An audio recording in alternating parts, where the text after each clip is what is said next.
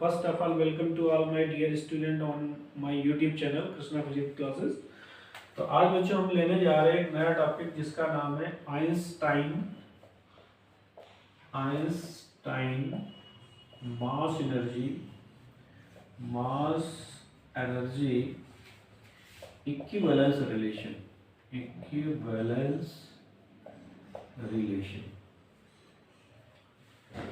ये देखिए Einstein mass energy equivalence relation, इसको बोलते हैं is equal to m into C square.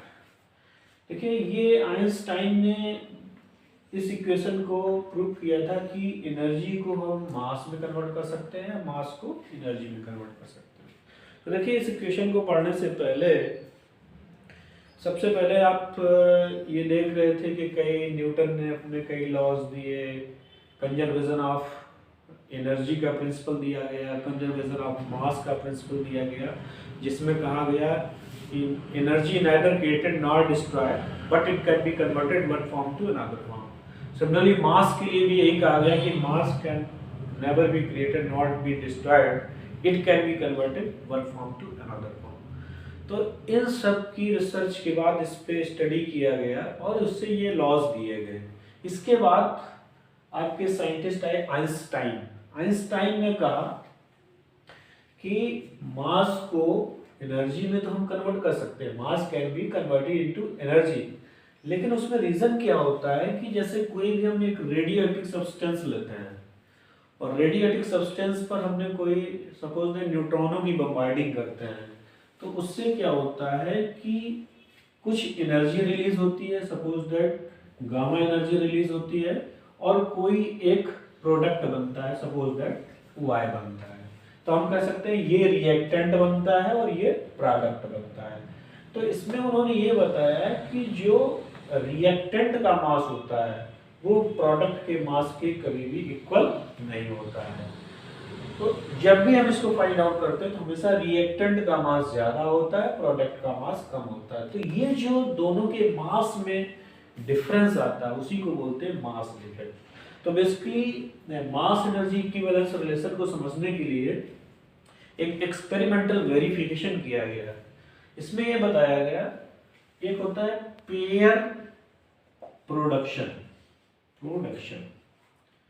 Pair production का मतलब क्या है कि जब हम एक इलेक्ट्रॉन लेते हैं और एक पॉजिट्रॉन लेते हैं, दोनों को रिकम्बाइन करते हैं, तो when electron and positron recombine to each other, और ये क्या करते हैं, दोनों गामा एनर्जी प्रोड्यूस करते हैं। तो इलेक्ट्रॉन जो होता है इसका भी मास होता है और पॉजिट्रॉन जो होता है इसका भी मास होता है।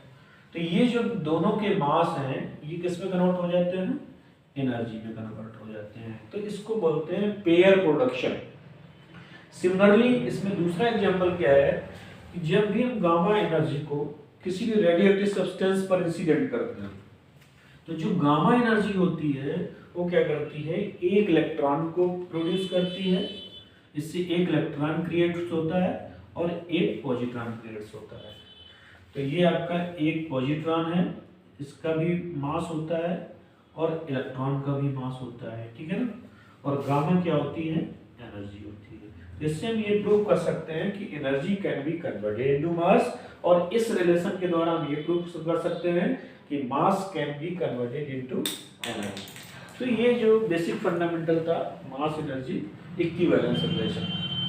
अब बच्चों इस पूरी मास और एनर्जी कन्वर्जन में पूरी हमारी न्यूक्लियर फिजिक्स को हिला दिया। हमारे यहाँ पर क्या है कि जैसे एक हमारे पास पेपर क्लिप हो, तो पेपर क्लिप से जो पेपर क्लिप यूज करते हैं उससे कितनी एनर्जी जनरेट कर सकते हैं। हिरोशिमा और नागासाकी पर जो एक बम्बार्डिंग की गई थी उससे जितनी एनर्जी प्रोड्यूस होती उतनी एनर्जी हम एक पेपर क्लिप से जनरेट कर सकते हैं। तो मतलब ये बहुत ड्रास्टिक चेंज एक्सपेरिमेंट किया आइंस्टाइन ने, और इससे मतलब हमारे कह सकते हैं पूरे वर्ल्ड को हिला दिया। इस एक्सपेरिमेंट ने पूरे वर्ल्ड को हिला दिया। तो बच्चों इस एक्सपेरिमेंट में हम आगे जो है बात करेंगे कि इसको Einstein mass energy equivalence relation के थ्रू कैसे प्रूव किया गया, और इस इक्वेशंस में सबसे बड़ी बात क्या है कि पूरी न्यूक्लियर फिजिक्स में जो न्यूक्लियर फिजन और फ्यूजन की फिनोमेना है, ये हमारी इसी कॉन्सेप्ट पर बेस्ड है, न्यूक्लियर फिजन। क्योंकि न्यूक्लियर फिजन में क्या होगा कि कोई दो हमारे कोई एक हैवी न्यूक्लियस होगा, it can break into two smallest nuclei, तो छोटे छोटे दो न्यूक्लियाई में ब्रेक हो जाता है और कुछ इससे एनर्जी रिलीज होती है। तो ये आपका जो कॉन्सेप्ट होता है इसको बोलते हैं न्यूक्लियर फिजन। और न्यूक्लियर फ्यूजन में क्या होता है कि दो स्मॉलेस्ट न्यूक्लियाई, छोटे छोटे nuclei combine together to form the big nuclei. तो इस तरीके से न्यूक्लियर फिजन और फ्यूजन का बहुत ज़्यादा फिनोमेना का यूज़ करते हैं। अब इसमें हम देखते हैं कि Einstein mass energy equivalence relation को हम कैसे प्रूव करेंगे। तो इसके प्रूव करने का क्या फंडामेंटल है, तो सबसे पहले स्टार्टिंग में हम कंसीडर करना पड़ेगा कि कोई भी let us consider a particle of rest mass m nought. तो यहाँ लिखना पड़ेगा कि let us consider a particle of rest mass m not.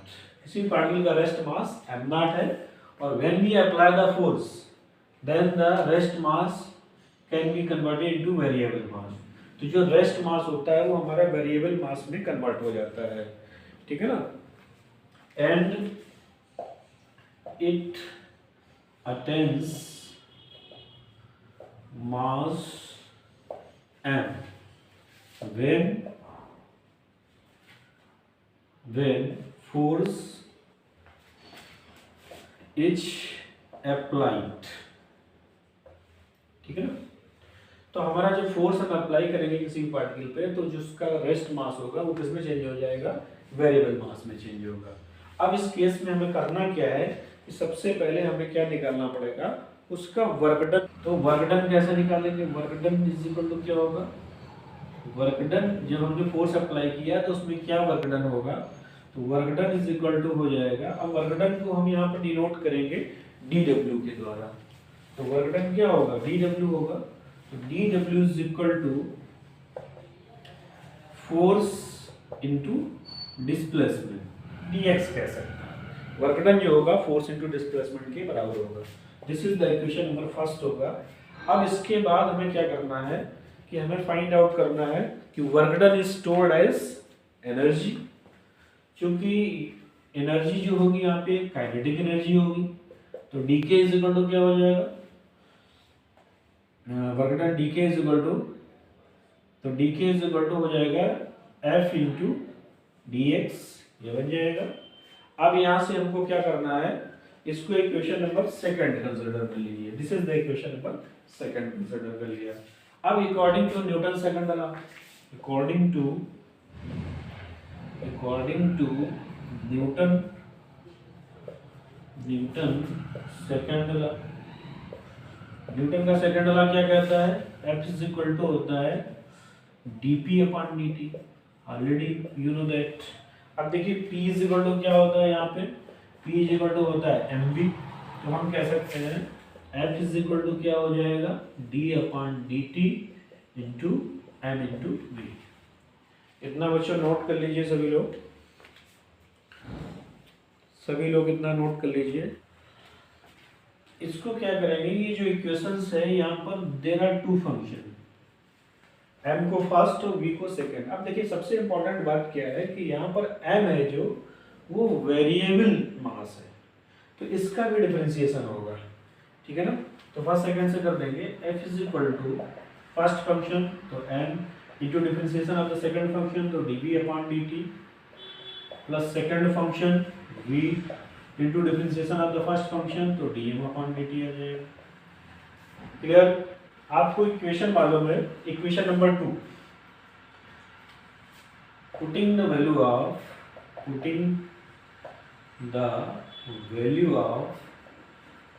Of f in equation number 2 में पुट कर दीजिए।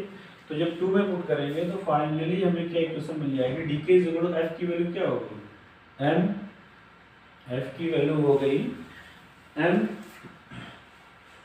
f की वैल्यू हो गई m dv upon dt plus V into D M upon D T और इंटू क्या हो जाएगा डी एक्स हो जाएगा। ये इक्वेशन आपकी बन जाएगी। अब देखिएगा और we can write D K is equal to M into D V upon D T into D X plus V into D M upon D T into D X. अब इसको रीअरेंज कर लीजिए तो D K is equal to we will get M into D x upon D T into D we plus v into D X by D T into D.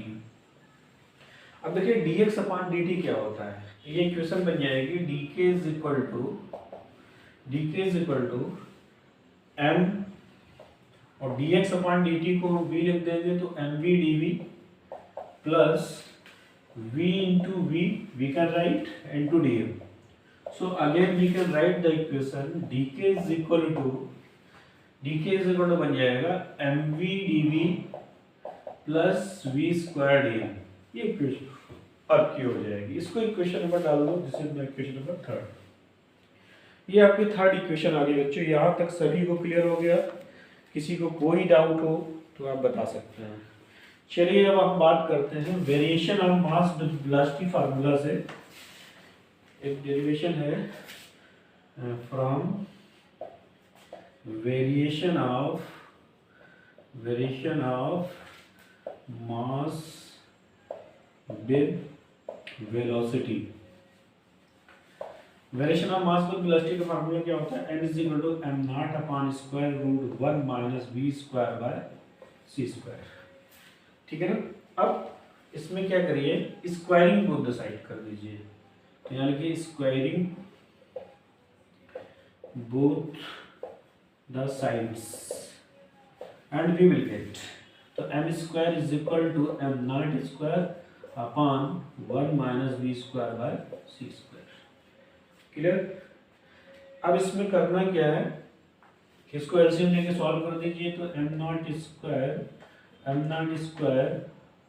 upon c square minus v square और अपान में होगा तो ये ऊपर चला जाएगा upper side में m not square c square ये बन जाएगा। ठीक है ना। इसको बस क्रॉस मल्टीप्लाई कर देना है। तो इसको क्रॉस मल्टीप्लाई कर दीजिए तो देखिए इक्वेशन क्या बन जाएगी। इतना नोट कर लीजिए सभी लोग। अब इसके बाद देखिए इक्वेशन बिकम्स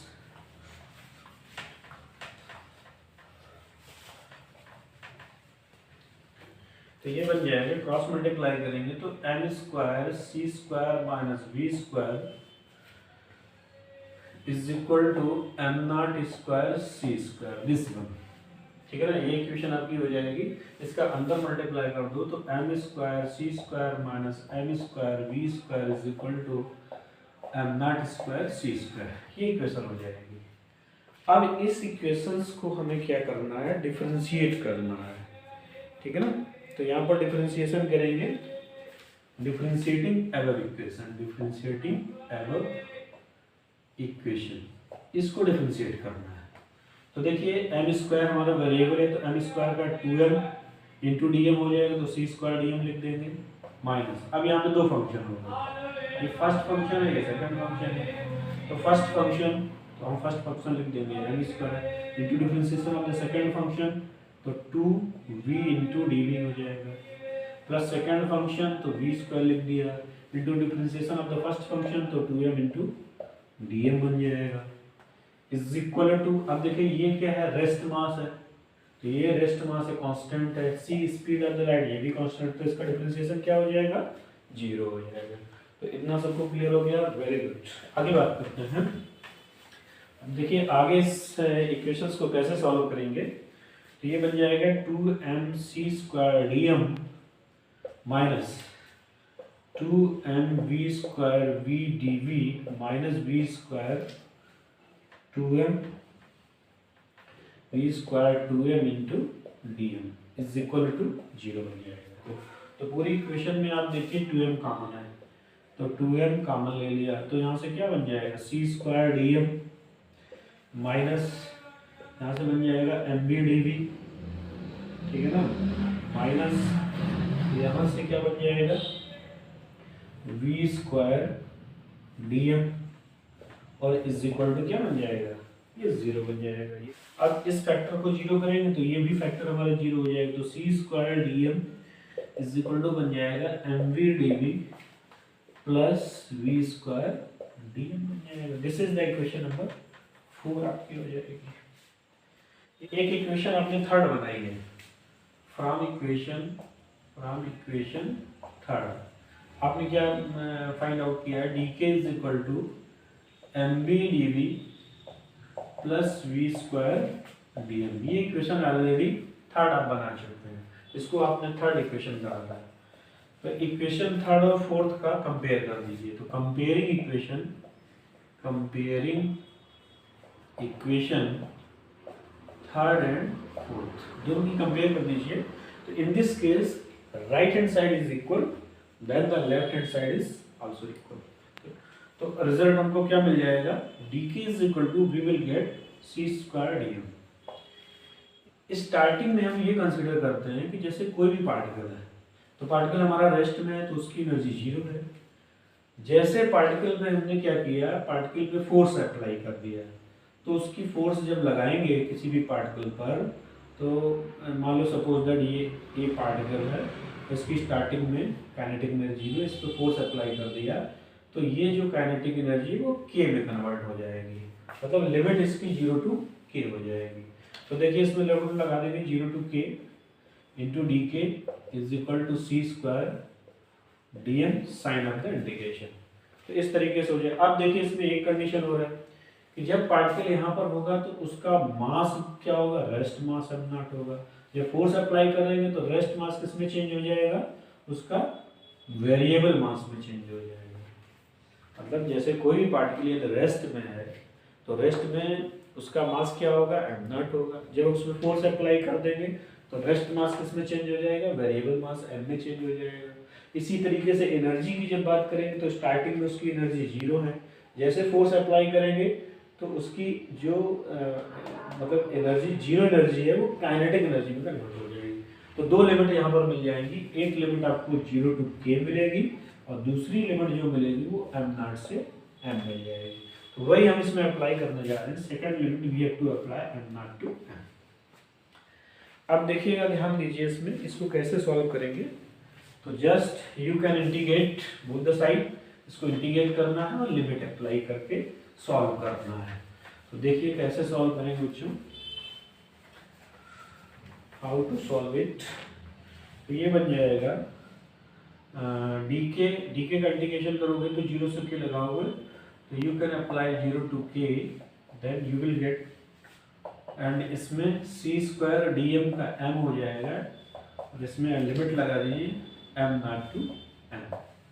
अब देखिए ये तो के का के रहेगा और यहाँ पर देखिए c square upper limit minus lower limit, तो अपर लिमिट में क्या है एम माइनस एम नॉट, ये लगा देंगे।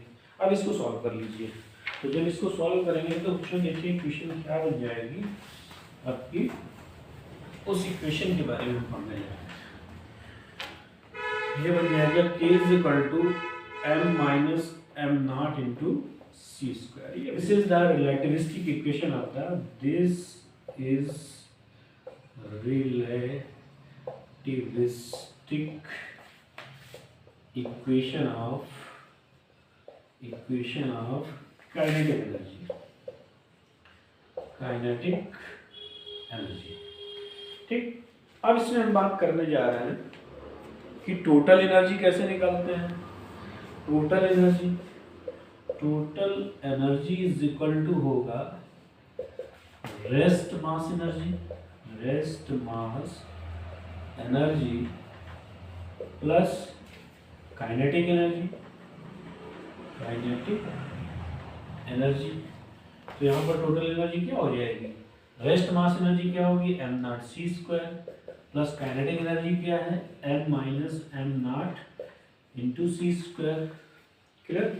तो इसको आगे और एक स्टेप बढ़ा दीजिए, आगे एक स्टेप और बढ़ा सकते हैं, इसको बढ़ा दीजिए, तब ये बन जाएगा is equal to we can write m not c square plus mc² minus m not c square. इससे देखिए ये कैंसिल हो जाएगा, we can cancel it and we will get E is equal to mc²। तो यही हमें prove करना था डेरिवेशन आज कि Einstein mass energy equivalence relation. तो हम मास को एनर्जी में कन्वर्ट कर सकते हैं और एनर्जी को मास में कन्वर्ट कर सकते हैं। तो इस तरीके से बच्चों ये हमारा टॉपिक आज का कंप्लीट होता है। यदि किसी तरीके का कोई आपको कहीं डाउट महसूस हो रहा हो तो आप ज़रूर हमें कमेंट बॉक्स में कमेंट लिखिएगा। और जो बच्चे पहली बार हमारे चैनल पे आ रहे हैं वो ज़रूर लाइक करें, सब्सक्राइब करें, क्योंकि आपका बूस्टअप हमें मिलना बहुत ज़रूरी है, जिससे हम आगे भी आपको ऐसे वीडियो बनाते रहेंगे और हमेशा इम्प्रूवमेंट के लिए ट्राई करेंगे। ठीक है, तो चलिए तब तक के लिए सभी को धन्यवाद। फिर मिलते हैं नेक्स्ट वीडियो में। Okay, bye.